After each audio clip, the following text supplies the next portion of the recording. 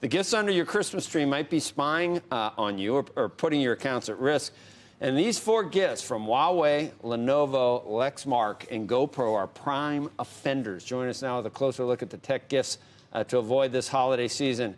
Let's welcome Roslyn Layton, co-founder of ChinaTechThreat.com and an AEI visiting scholar.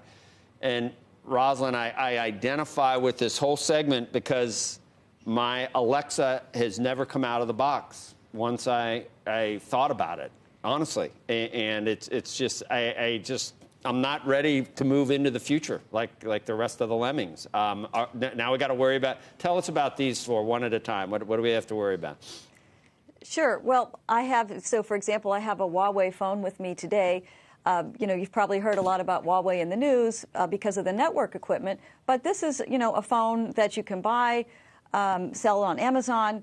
But about half of all Huawei phones have been identified to have a backdoor, a security vulnerability that will allow you to be watched, your data to be siphoned away, and you have no idea that that's going on.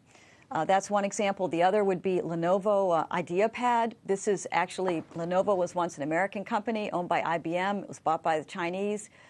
That company was fined by the Federal Trade Commission last year for privacy violations where software was installed that was tracking people on the computer, has also a fingerprint identification system, which also can steal your fingerprints.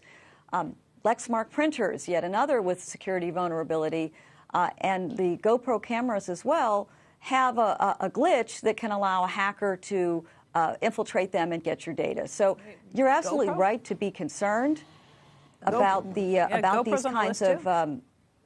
Yes, well, because it has, it's not a Chinese company, but it has a glitch in it that can be infiltrated by hackers.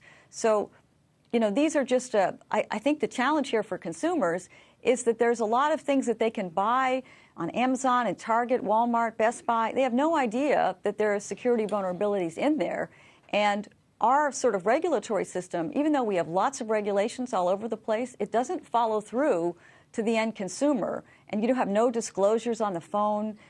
So I agree with you. I understand if you feel concerned about taking the Alexa out of the box because we don't have full assurance of what's in there. I mean, I think there's safety in numbers. I mean, everybody has an Alexa, so they wouldn't know necessarily who to listen to. Even Samsung TVs, is that true that Samsung can actually have a receiver in it to pick up conversations? I don't know whether that may be an urban legend, but go ahead. So, let me explain why. There's a couple of reasons. What could your data be used for? And it's not necessarily, you might not experience attack in your life, but part of the reason is that there's a lot of large Chinese IT companies, tech firms, who compete with Facebook and Google, who want to be able to enter the American market, same way that TikTok has.